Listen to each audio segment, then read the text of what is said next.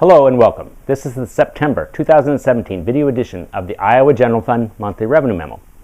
I'm Jeff Robinson, Senior Fiscal Analyst for the Iowa Legislative Services Agency, the nonpartisan support agency of the Iowa Legislature.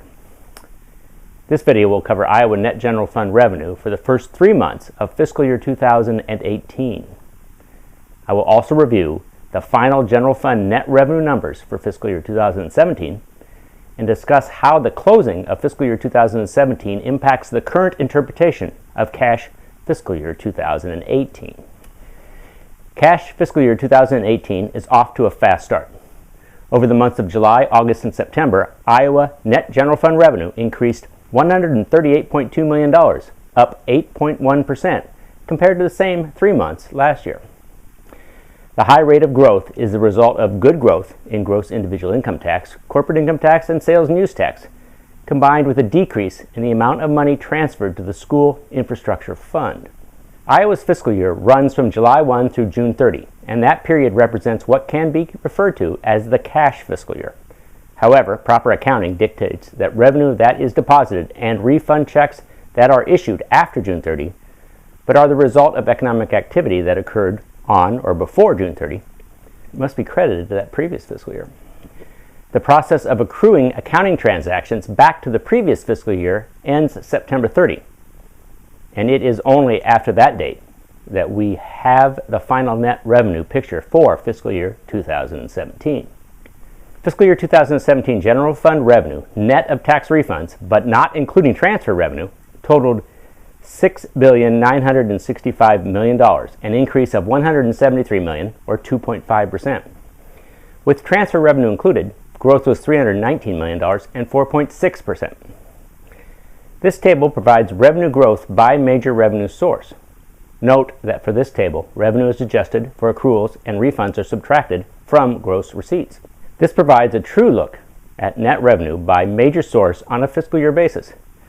For the fiscal year, individual income tax and corporate income tax produced a combined $157 million in revenue growth, expanding 2.9% and 14.6% respectively.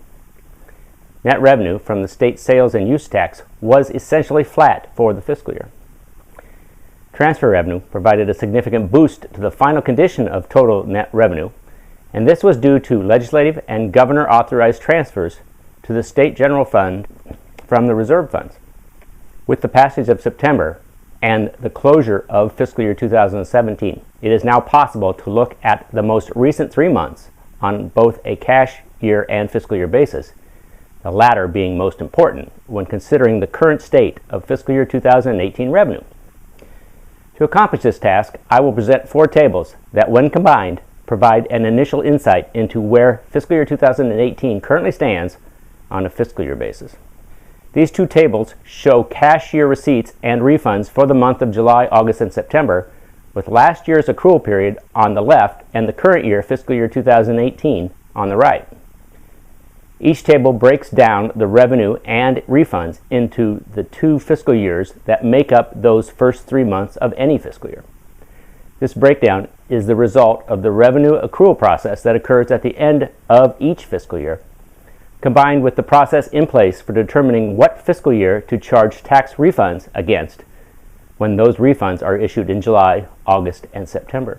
Looking at cash year 2017 on the left, you see gross revenues at the top, refunds in the middle, and the net revenue at the bottom. The first 2 columns provide the fiscal year breakdown of cash receipts and refunds for those 3 months last year. The 3-month sum of $1.697 billion was divided into $465 million of fiscal year 16 net revenue and $1.232 billion of fiscal year 2017 net revenue. The table on the right does the same for July through September transactions this year, with a net revenue impact on 2017 of $567 million and the net impact on fiscal year 2018 of $1.268 billion. The bottom of the table on the right compares the numbers in the right columns of both tables and shows that cash year 2018 net revenue is up a very healthy $138 million, or 8.1%.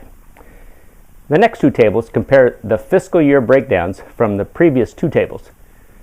The first table compares transactions that occurred after June 30th, but were attributed in the accounting system to the just ended fiscal year. The table shows that while revenue accrual adjustments contributed $73.5 million of growth to fiscal year 17, lower tax refunds transactions provided an additional $28.8 million in fiscal year 2017 benefit.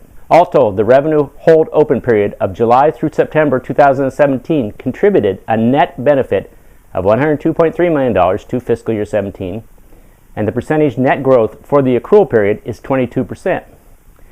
This final table shows what happens to the 8.1% cashier net revenue growth once $102 million has been credited to fiscal year 17. With the $102 million of net revenue growth attributed to 17, only $35.8 million remains as net revenue growth for fiscal year 18 as of the end of September, and the net revenue growth rate is 2.9%. It is important to note that the two main sources of general fund revenue, individual income tax and sales and use tax, are both showing only modest growth, while other tax refunds, including refunds of corporate income tax and sales and use tax, are up significantly. These factors indicate that the strong accrual end to fiscal year 17 does not appear to be extending into fiscal year 18. In summary, fiscal year 17 ended with a large increase in gross deposits and a large decrease in tax refunds issued. The new fiscal year is up a strong 8.1% on a cash basis. However, the state accounting is done on a fiscal year basis, and when net revenue growth is calculated on a fiscal year basis, year-to-date net revenue growth is much more modest at 2.9%. I thank you for your time and your interest in Iowa General Fund revenue. Goodbye, and please check out the next monthly video memo in early November.